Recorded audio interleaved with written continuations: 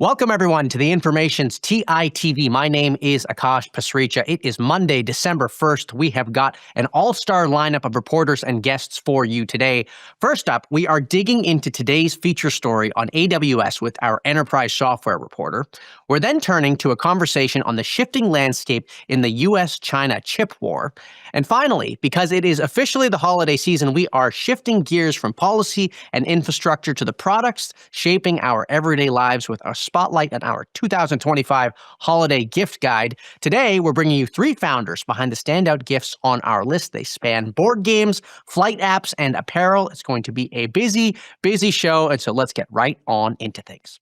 It's a busy week for tech events, and Amazon Web Services reInvent conference is taking the stage in Las Vegas. Our very own Kevin McLaughlin, who covers enterprise software, in his Sunday briefing called it the Super Bowl of cloud computing, and he has a new story out today with details on what to expect from AWS. I want to bring him on to tell us more about what he is thinking about. Kevin, welcome to TITV. It's great to have you back on. Thanks for having me.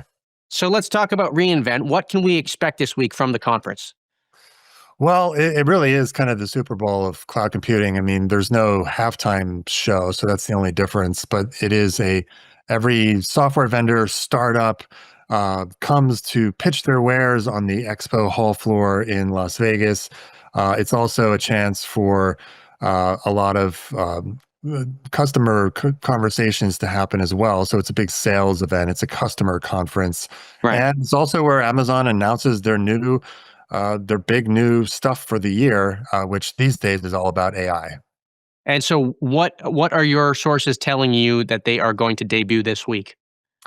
We reported this morning there is a new Nova model potentially being talked about this week. The big difference, there was a new Nova model last year, and that was where they launched the Nova line. But the big difference this year is that this is an all-in-one model that can handle and process video, images, speech, and text. And what that means is that it's more of a direct competitor to models like Google Gemini and OpenAI. So this is definitely a big step up from what Amazon had before. It remains to be seen, though, whether how customers are using it or how many customers will actually adopt it. And I want to talk about the trajectory of AWS here in a second, but we've had AWS executives on the show before. They talked a lot about Bedrock. What's the difference here between Nova and Bedrock, just so we understand? Well, Nova is sold through Bedrock as part of a collection of other models from third parties, especially Anthropic, which is one of the main ones they lead with, but also Meta, Cohere, and several others. So Bedrock is the main AWS AI service. Got it. And Nova fits into that. Okay. Well, I want to talk a little bit about AWS's trajectory with AI overall. I think consensus is that they have lagged and fallen out of the conversation a bit. Can you walk us a little bit through the history of why that is the case and where they've faced challenges, really? Sure. I think a lot of this perception comes from the fact that AWS is still very much the king of the cloud in terms of market share and reach and basically every other metric. So AI has been the first time where Amazon has been sort of on its back foot. And what I mean by that is in the old world of machine learning, AWS was one of the first to actually offer a cloud service that companies could use to work and build AI applications. So it wasn't like they missed the boat or were late on that front. But when ChatGPT arrived 3 years ago, that was when things started to become apparent that, hey, maybe they are not the leaders here. And AWS passed on early opportunities to forge close relationships with OpenAI and Anthropic, which could have changed the current state of play today. And of course, Amazon eventually did invest $8 billion in Anthropic and has a very close relationship with them. So they do have a story to tell, and it's not like they're completely missing the boat, but the Right. perception is still that they're behind OpenAI and Google and Anthropic. What else are you expecting from reInvent? You talked about Nova. What about the chips and some of its agents products? Yeah, so we have there was a product launched this summer called Bedrock Agent Core, and this was an attempt. Bedrock initially had some agent building tools with it when it launched 2 years ago, over 2 years ago. But they were not, my understanding is they were not widely used. So Amazon launched this service this summer called Bedrock Agent Core. And it's basically a way for enterprises to build agents. And it's a little bit more sort of easier for them to do so. And the product has gotten a lot of positive buzz in the few months that it's been available. So we can expect to see customer testimonials at reInvent, perhaps some new features and things like that. And then on the other hand, we have Trainium, which is Amazon's custom chips. Right. We're expected, they talked about Trainium 3, the third version last year at reInvent. So we should expect to see some customer testimonials about how they're using those chips. And I think it's really important for Amazon to talk about Trainium because that is their counterpart to the Google Hmm. GPU AI chips. And on that note, we've talked a lot on this show last week about the traction that the TPUs are getting for Google. Do you anticipate that Trainium is going to get the same type of traction? Is there technical differences here that could still put it behind TPUs, or how do you see that conversation unfolding? It's really too early to say.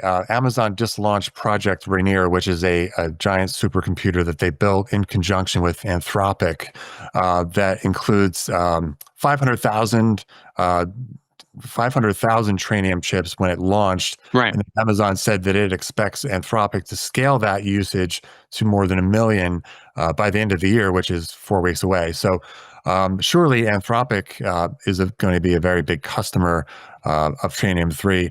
But in terms of like the usage and how that's going to scale, I think it's sort of hard to say at this point. I wouldn't want to venture a guess. I do know that the first version of Trainium had some glitches that prevented many customers from using it.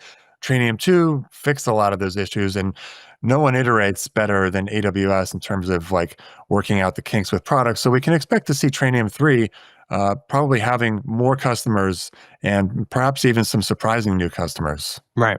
Now, you talked about the $8 billion that AWS at Amazon has invested in Anthropic, and obviously they are leaning on them heavily for a lot of their experimentation and development with these AI products. How is that relationship faring overall? I think it's still fine as far as I could tell. Like any relationship, there are bumps in the road, and certainly Amazon and Anthropic have gone through those, just like Microsoft and OpenAI have gone through. I think that my impression is that well, Amazon is signing deals with Microsoft, and they're expanding their agreement recently with Google Cloud. I think Anthropic, just like OpenAI, has an enormous appetite for compute, and so those relationships and those expansions are probably being driven by that as well.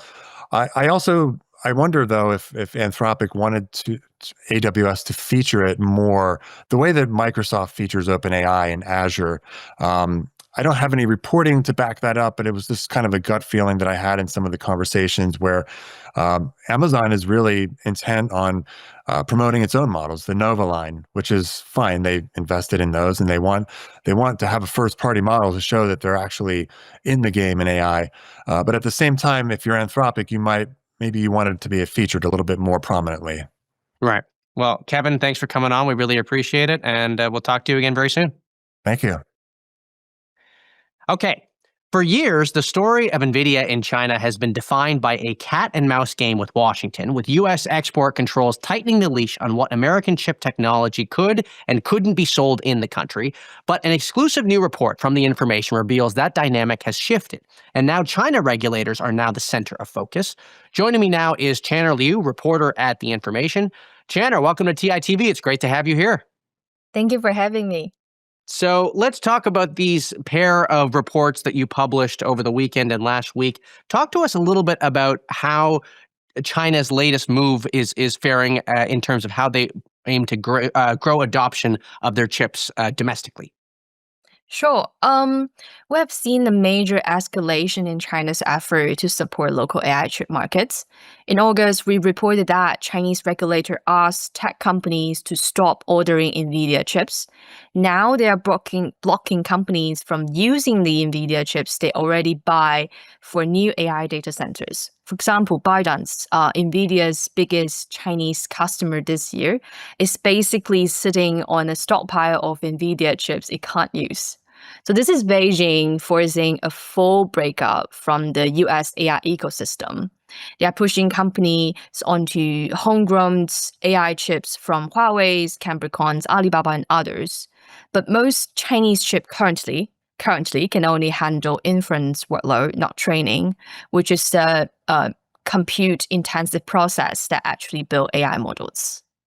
So there's a lot there that I want to double click on. I think one of the pieces I wanted to get your explanation on here is, can you explain to us domestically in China how much competition there is from those players to Nvidia? You mentioned Huawei and some of the other companies that are developing their technology. How good is it? How much demand is there for it? Where do they fall short? Talk about that. Sure. The regulatory pressure definitely force the regulatory pressure forcing tech companies of foreign chips like Nvidia's is definitely creating a captive market for local chip companies. So we can start from Huawei. Huawei is a clear leader in China's AI chip sector. They just unveiled an ambitious 3 years roadmap with 3 new AI chips using local high bandwidth memories, and a whole new design structure, which is basically confirmed 2 stories we previously did about Huawei. But no matter how hard Huawei tries, its chips are still weaker than NVIDIA's best offerings in single chip performance. Each Huawei's chips designs, especially the flagship Ascend 910C, deliver about one-third the performance of NVIDIA's most cutting-edge chips. So they are trying to compensate with scales and quantity by throwing massive numbers of these inferior chips together using advanced interconnect technology, scaling up to like more than 10,000 chips into a single supernode, and eventually maybe a million chips in superclusters. So Wow. Huawei's offerings can theoretically match or exceed NVIDIA's servers performance. So Just because basically, they're putting so many of them together. exactly. So basically, the company it's leveraging its networking expertise and China's power supply advantage to achieve competitive system-level performance to compensate single chip performance limitation. And And how does that compare to the H20 and the H200 chips now that have become so relevant to the Nvidia story? How do the Huawei chips compare to what Nvidia can sell in the country? So most Huawei's chips, they are on sale in the market. It's actually better than the H20, which is the best chips Nvidia can and is allowed to sell to China.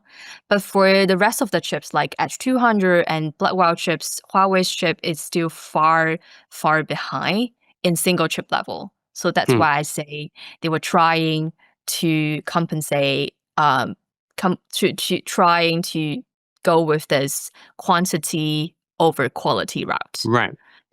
And for these other companies, Beijing-based Cambricon is another key player. Its stock already tells the story. Its stock surged over 100% in the past 3 months, as the Chinese investors are betting heavily on China's technology self-sufficiency push. Then you have other tech giants developing their own chips. Alibaba and Baidu have both started training their own AI models with their own in-house chips. Alibaba has been deploying their own chips called Zhenwu for smaller AI models since earlier this year. And while Baidu is testing new versions of its flagship Ernie AI system using its Kunlun chips. So Alibaba's Zhenwu chip can perform as good as NVIDIA's H20 in their internal testing. Alibaba is also working on a chip for AI training, which in their internal testing can perform close to NVIDIA's A100. A100 it's NVIDIA's chip released in 2020. So you can, and there's other smaller player. Beijing have also fast tracked some smaller players like more threads and MetaX response to UX export controls. You talked about ByteDance and Alibaba. They obviously are customers of Nvidia, and they're trying to use that technology themselves to the extent they can actually get a hold of any of it, given the export rules and then the regulatory hurdles domestically. But when you talk to people on the customer side, people involved in ByteDance and Alibaba who are trying to get these chips, are they frustrated that they can't use the best-in-class NVIDIA chips to operate their own AI products and services? I would say certainly yes. I would say absolutely when we talk to the AI developers and engineers, they want NVIDIA chips. The customer's preference, it's crystal clear. We just look at the buying behaviors. ByteDance, Alibaba, and Tencent, all these big tech giants together, order more than 1 million NVIDIA H20 chips in just 3 months earlier this year. So roughly a 4-year supply. So they just trying to secure them before potential restriction. It's just Beijing create a different reality. So Wow. we already mentioned a few restrictions introduced by local regulators. So you can get the detention. So customers want NVIDIA performance and ecosystem. But the government is essentially mandating the domestic route. I want to ask you about this point here you made in your story recently. You wrote that Washington's fear is not just that Beijing will achieve semiconductor self-sufficiency, but that China will export an entire alternative technology stack that weakens U.S. leverage. Can you explain a little bit to us this alternative technology stack? What exactly is it that China is trying to build, and what is it that the U.S. is so fearful of? Right. So Washington's concern, I would say, goes beyond just China making its own chips. Like, I would say China making its own chip may be actually the smaller worry for Washington. The real fear could be China develops not just chips, but an entire ecosystem, the semiconductors, the servers, the AI models train and can be run efficiently on those Chinese chips, the cloud service, the software, even the technical standards in the future. And then China can export this complete package to countries around the world. So why does it matter? Because right now, US leverage comes from the fact that if you want cutting edge technology, you have to play by the American rules. Companies need access to NVIDIA's GPU, to US cloud services, to American AI models. It basically gives Washington an enormous geopolitical influence. But if China offers a parallel system, let's say, for example, Huawei's chips powering DeepSeek's models running on Alibaba's cloud infrastructure, now other countries have a second choice. Maybe it's not as advanced, as good as the American ones, but it's probably good enough for many like inferior applications. Right. And then from the customer's end, if they're able to get everything domestically, not just the chips, but also the models, the cloud services, to the extent that they have built a parallel ecosystem, essentially, I mean, why not do everything domestically? It'd probably be easier for them. Yeah, exactly. And then for China, they can sell these packages to other country.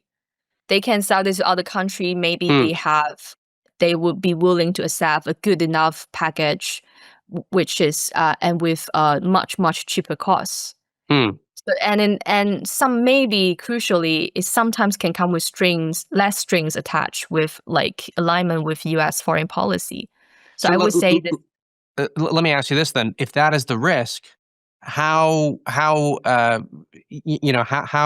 valid is that concern right now, and how risky is it? Is there evidence that China actually is marching towards that parallel ecosystem? I would say this is already happening maybe in Global South. We can see already some of the Chinese tech stack deployed in Southeast Asia, Africa, Latin America. And we can see increasingly AI infrastructures being deployed in those areas that will shape how these countries and districts develop their AI models and their applications. using a more cheaper AI tech stack. Hmm. Last question for you, Channer. What are you watching for in this story as it develops moving forward? Tons of things. The I reporter would says with a sigh, "Oh my gosh, Akash, if I could tell you everything." Yes, if we can have like a whole day, then I can tell you tons of things. I think the two top things related to the US China tech race. The first, we will try to keep an eye on Chinese companies. If Chinese companies, how or if companies can come up with new workaround to bypass US export control to get access to advanced Nvidia chips or cutting edge chip making equipment. Our Asia, secondly, I think our Asia team is also keen to figure out, like we mentioned in some of the story, that if China has secured enough chip for training AI models, and if Hmm. not, how company are tackling the training chip shortage, whether they are trying to improve it on model level or trying to get access to more smuggling chips or like try and improve the local alternative on a system level. We're just trying to figure out how they can tackle an issue like that so that they can catch up with their US competitors. Great. Well, Channer, it is great to have you on the show. I know it's late for you, so we will let you get some sleep, and we look forward to having you back on the show very soon. Thank you so much. Thank you, Ta- Akash. Talk to you soon. Okay. The information released its 2025 holiday gift guide, and it features some standout products. So we invited a few of the founders from the list to come on the show to share the stories behind their businesses. First up is a pick from our editor-in-chief, Jessica Lesson, who added the board game called Board to our guide. It is a digital gaming console that sits on the table in front of you, so you're playing face-to-face with your family, but it still has physical game pieces, merging digital gameplay with in-person interaction. It's not cheap. It is on sale for $4.99 right now, but it normally retails for $6.99. We're going to talk about that. But the person bringing this vision to life knows a thing or two about blending the digital and physical worlds. Bryn Putnam previously built Mirror, the interactive at-home fitness system acquired by Lululemon in 2020. Joining me now is Bryn, the founder and CEO of Board. Bryn, welcome to TITV. It's great to have you here. Thanks so much for having me. So let's talk the business of board games. I'm excited for this one. You built a fitness company. What made you want to start a board game company? Really, it was where I was in my life. I sold Mirror to Lululemon in 2020, stayed on for about a year working at Lululemon. And then when I exited, I was in really just a different life stage personally. I had now two young kids, ages 2 and 9, as well as three grown stepkids, 17, 19, and 21. And we were just struggling as a family to find ways to connect. We were either playing games like Candyland to try to accommodate the littlest kids, or we would try to play video games with the older kids and they would smoke us because none of us could keep up on modern controllers with all the buttons. And so it felt like there really had to be a better way to bring the best of board games and video games together and bring people together playing face to face. And that's how Board was born. Did you play it at Thanksgiving last week? We did. Board got a lot of love at Thanksgiving. That's a big. It must be a really fun Thanksgiving. Gosh. Look, I want to talk to you about the game itself. So look, you have it's like an iPad that sits on the table in front of you. You got the physical piece. Like, what exactly are the variations of games that I can play on the board? Yeah, so it's a 24-inch screen in a beautiful wooden frame that sits on your table. And what we spent 2 years doing is teaching the frame how to recognize physical pieces. So if you work with a normal iPad or tablet, it can only recognize 10 fingers. But our screen uses embedded AI to detect not just an unlimited number of fingers touching the device, but also physical game pieces.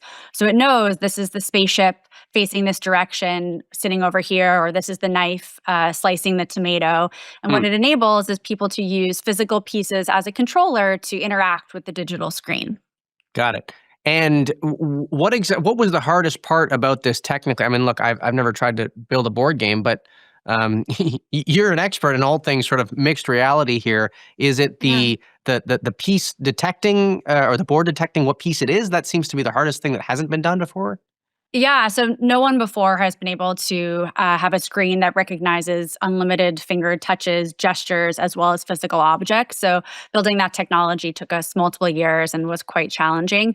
But also we were building 12 original games as part of our launch portfolio. So Mm. anyone who's worked in entertainment, I think, knows that finding the fun is quite challenging. So not only unlocking this new kind of technology for play, but also making sure that the games were really fun and engaging for the full family. So everyone from the littlest kids to the oldest grown-up can play together and find joy. And I'm curious, and we're talking years out here, but do you plan to open the development of these games up to outside developers? Are you keeping it all in-house right now? How do you think about that? Yeah, Board is a platform. So we were so excited after launching to have over 2,500 inbounds from developers within the first week, people really wanting to build their own physical digital experiences on Board.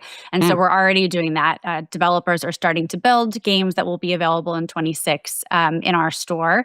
And we're also really excited about the possibility for the average consumer to build their own experiences on device. So we really want to build UGC creation tools so Board goes from being a gaming console to a broader platform for everyone to create their own experiences. Right. Now it's $4.99 right now. It just came out about a month ago. It's $4.99. Prices Yes. are going up. I think later this week after the holiday sale ends to Yes. $6.99. Who Yes. is the customer here? Because it's not cheap. What's been really exciting to see is the customer really on day one has been everyone. Within the first week, we were in every single state except for Wyoming. Wyoming held out a few extra days. But beside Wyoming, we were in every state. And we've had just an incredible range of buyers from people who are in tech, excited to build their own games, to really the average mom and dad who are looking at this to be the family Christmas present to bring people together. And so it's really hasn't been sort of a coastal early adopter product. It's from day one has really been quite mass, which has been really exciting for us. And I'm curious how you're approaching the marketing here. Can you talk about which channel has been most effective? I say that it's been a month. I know that, but Yeah. from your experience at Mirror, now bringing that here, which marketing channel are you investing most into? Are you leaning heavily into D2C, or do you have to rely on the retail platforms now? How do you think about that? We're doing a little bit of everything. So it is a D2C product. You can find it at our website, board.fun. We also have a holiday pop-up at Camp, which is a premium toy store that has 9 locations nationwide, and you can find Board there and do a demo.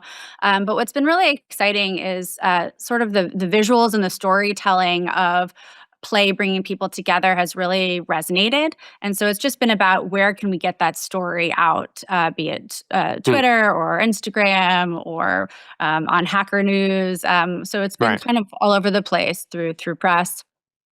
And last question for you, and I'm sure you get this a lot. I mean, I thought, and I don't have kids, so you know this better than I do, but I thought the whole idea was we were trying to get kids off of screens. Yeah, I mean, I think that's a question of what we're asking the screen to do. So there's screens that pull us apart, everyone on their own phone or their iPad sitting in the corner in an isolated way, flipping between different tabs sort of distractedly. And then there's the screen that brings people together to create, collaborate, compete. And that's really what Board's about. The screen isn't a passive, independent experience. It's something that's creating really great core memories for people you care about. Got it.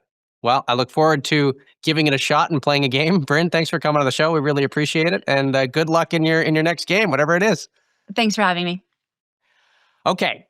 Our next pick from the 2025 Holiday Gift Guide comes from the Information's e-commerce reporter, Ann Guillen. It is a subscription for Flighty, the flight tracking app that delivers real-time updates on delays, cancellations, gate changes, and more. There is a free version, but if you want more features, pricing starts at $4.99 a week. They also have a family and a lifetime membership. Here to discuss that is Ryan Jones, founder and CEO of Flighty. Ryan, welcome to the show. It's great to have you here. Hi, thanks for having me. So, what's the secret sauce here, Ryan? How is your app so much more accurate than other companies that are out there? There's like a million apps out there for flight tracking. There's a few, that's right. Yeah, that's always the question. The answer is kind of incentives, as it always is. So the airlines are really good at things like upsells and getting you to sign up for their credit card, or getting you to pre-book your meal, all of those types of things. And that's what they focus on. We're really good at telling you about delays and cancellations as fast as possible. And that's what we focus on. Okay. It's also a combination of data. We go out there and we buy every single possible data source and put those into our models. And once one of them says there's a delay or an issue, we know which ones of those to trust and which ones are true. Got it. And I do want to say, I'll read here an excerpt from the review that Anne made in our gift guide. She said, "When my mom visited me recently, Flighty let me know her aircraft had been diverted even before the pilot announced it on the plane. So the data appears to be pretty good." And I mean, I guess I'm just wondering, why hasn't anyone figured it out yet? We hear a lot of stories like that, which is funny. You know, we're 6 years old at this point, and at the beginning we loved it and found it amazing. I mean, we still love it, but now we're like, yep, that happened again this weekend. We hear it constantly. We hear, we'll hear pilots. A passenger will tell a pilot, "Oh no, we just got delayed," and the pilot will say, "What are you talking about? No, we're not." And then a few minutes later, the pilot comes back and asks, "How did you know that?" Right. I guess the ultimate vote of confidence is that a lot of the crew and a lot of the pilots have started using Flighty, and they're some of our biggest advocates. So the airlines are actually using your is there like a B2B deal here? The airlines are paying you, or how does that work? No, they're just using it out of their own pocket. They've learned that this is the fastest, most accurate way to know what's going on. And if you think about it, Huh. they take, we may take 1 or 2 or 3 flights a day. They take 6, and Right. then they do it all week long. So they're taking 35 or 40 flights. And if someone can tell them their inbound plane is delayed or there's issues at Chicago or whatever it may be, they want to know that even more than you and I do at a certain point. Can you just explain the data marketplace here for this data? I mean, this is not a space I've Sure. studied at all. Sure. So there are companies that collect data from the airlines and the air traffic control, and then they sort of package it up and sell it. I mean, do you That's see close. prices going up in this market? Like, I've never studied it. It's a fascinating thing. So look up ADSB. It's an incredible technology from, I want to say, 15 years ago. And what happens is every plane emits basic data, let's say location, GPS, altitude, speed, stuff like that, every 1 second. And there's antennas all over the world, literally some of them put in their backyards by enthusiasts and nerds that, like us, that then send that information back to multiple middleware companies, and then the airlines will actually buy that from them. So if you wanted to, you could partly say that Delta and United and American buys their plane locations from other people. Hmm. There's about 3 to 4 middleware kind of companies that do this aggregation of the ADSB data, and they work with airports and airlines to get some of the more preliminary data before the plane gets in the air. Hmm. And then largely they sell that to enterprise companies or B2B companies or like engine manufacturers or seats manufacturers that are trying to predict the forecast for how many flights are going to happen next year or air traffic controllers themselves. So a lot of times this goes into very enterprise, very kind of big industry companies. And I don't know if we were the first, but we were abnormal to them when we came to them and we said, "Hey, we want to buy this and just make an incredible consumer app. Like we want the pilot grade data," is what we say, because it's the same data that the pilots are using. And Hmm. that was not normal for them. They kind of we had to educate them a little bit on it, and they didn't have things like those industries don't care deeply about what gate the plane is going to go out of. They care more about how long's it been on the ground, can we get it Right. turned around, things like that. So we had to help them get better at gates. And one of the other big things was cancellations. The way cancellations roughly worked before COVID was every night at around midnight, airlines would file what they were going to cancel the next day, and then it would come out around midnight. Well, during COVID, cancellations were happening very, very fluidly and much more often than that. And we started building a stack that could do it basically minutely or hourly, and everyone kind of caught up with that. So as the technology forces to change, they sometimes get better at these things. And cancellation is a good example. Well, it's kind of interesting how you've sort of made use of that data for a purpose that actually isn't the most popular use case. And it sounds like businesses are using it for longer term decision making and stuff like that. I want to ask you a couple of other things. You've got a $300 lifetime plan. What percent of your revenue does that make up? That's a good question. It's double digits. It's more than So it's people up would there. think. Okay, so you've got some Yeah, power users. I'm a lifetime proponent. I know it's a hot topic, and I talk with business and finance people about it all the time. Yeah. For us, I think it makes Well, I advise decent amount of companies on it as well because everyone sees us doing it successfully. And they're like, what are you doing? The way I like to think about it is whatever your annual price is, at a minimum, your lifetime needs to be 3x times that. Mm-hmm. And at a high end, it needs to be 5 to 6x times that. So our annual is $60.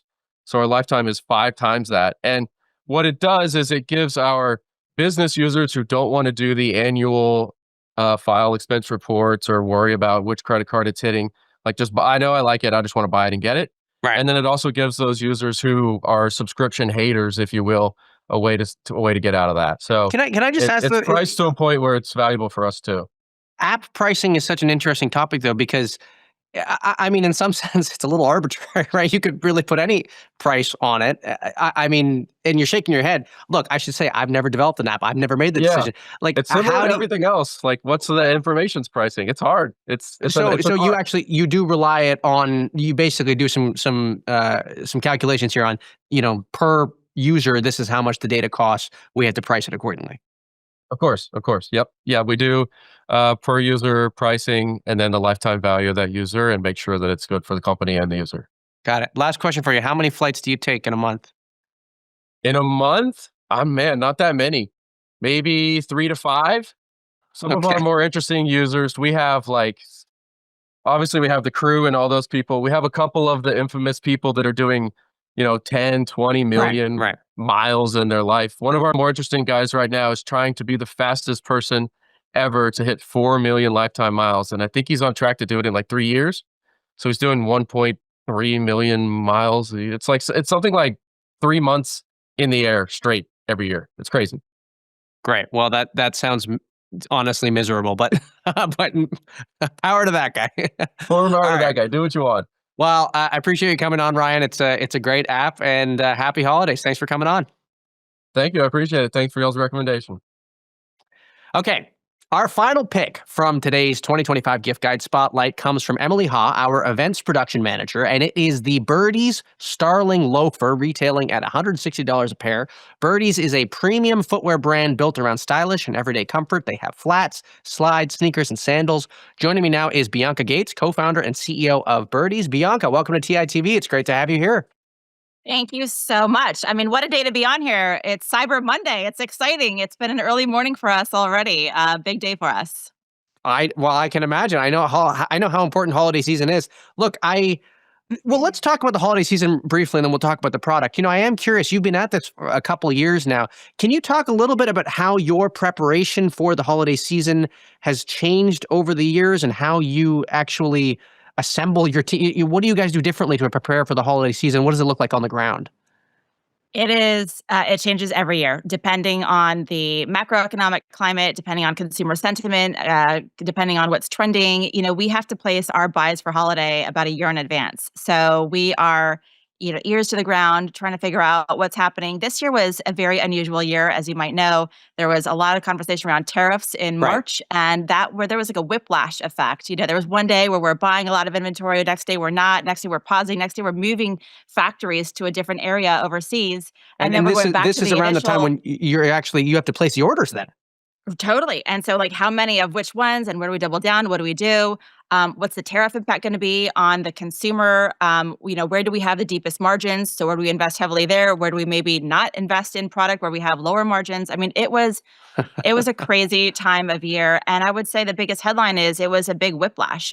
There was no certainty, and we were like day to day, things were changing until ultimately we just had to make a decision Right. in around early April and live by that decision. And so we tackled this a little bit differently this year. This was the first year we decided to do a gift with purchase. We were unsure of what consumer sentiment was going to be 6-7 months later. So we launched a Birdies wine charm. So you get a free gift with purchase for every Birdies that you buy Black Friday through Cyber Monday. We're all about the love of hosting and entertaining. So it's the perfect time of year to pour your loved one a glass of wine, have a Birdies ring charm, reinforce our marketing message of hosting and slippers and stylish flats. And incentivizing her to buy our product versus our competitors. And we did not want to get into a race to the bottom with discounting. We saw a lot of our competitors, early discounting, 30, 40, 50% off 2 weeks ago. Right. We did not want to get into that battle. So we went the opposite way, which is giving her more value than the actual product. And sorry, just to clarify here, so this is because you conceivably have had more supply and you wanted to sort of get, lower your inventory costs, essentially. Exactly. Got We it. placed some big bets, and we also placed a big bet in making something just completely a surprise and delight moment for today, Cyber Monday. We launched a cozy collection today that we hadn't had in the last few weeks, and so I think the headline for us this year was surprise and delight. Give her something extra to help us move inventory, to remind her of the value of birdies, the little extra, the magic that comes with the shoes, and it's been a very successful strategy for us. Hmm. I want to talk about how you are approaching the different marketing channels. It's something we talk a lot here about on the information. The effectiveness of Facebook and Instagram advertising, for example, how that compares and contrasts with affiliate marketing. You obviously have the decision between D2C and then selling through the platforms. Talk a little bit about how you think about your marketing strategy and what avenue is still the highest ROI for you. Yeah. So much has changed in the last 10 years since we started. I mean, we placed a big bet on direct to consumer, pushing out the middleman. It was very cost efficient to advertise on platforms like Meta. And I would say post COVID, so much in our industry changed. Meta became increasingly more expensive. Hmm. Wholesale became, a viable strategy again. And being where the consumer is, Amazon became just exploded in the last few years within, our ecosystem. And so we've continued to evolve and pivot. I would say we've made a bigger effort this year and place a bigger investment in upper funnel marketing, just reminding the consumer of the value of why birdies, So this is why us like versus everybody brand else. marketing, essentially.